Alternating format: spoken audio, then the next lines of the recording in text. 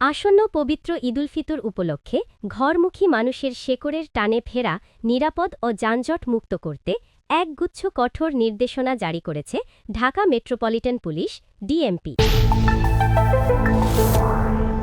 ঈদ যাত্রার মূল সময়ে সড়কের শৃঙ্খলা বজায় রাখতে আগামী ১৭ থেকে ২৩ মার্চ পর্যন্ত সারা দেশে মহাসড়কে ট্রাক, কাভার্ড ভ্যান ও লরি চলাচল সম্পূর্ণ বন্ধ রাখার সিদ্ধান্ত নেওয়া হয়েছে। এক জরুরি গণবিজ্ঞপ্তিতে ডিএমপি এই নিষেধাজ্ঞার কথা জানায়।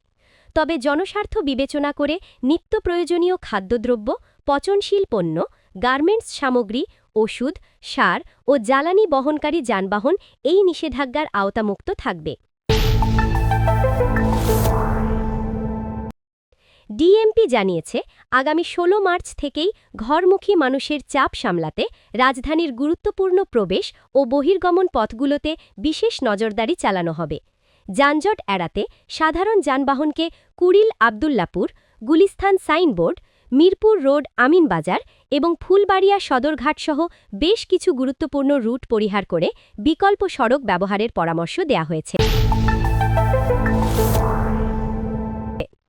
এছাড়া আন্তজেলা বাসগুলোকে কোনোভাবেই টার্মিনালের বাইরে বা সড়কের ওপর দাঁড়িয়ে যাত্রী ওঠানো নামানো করতে দেয়া হবে না।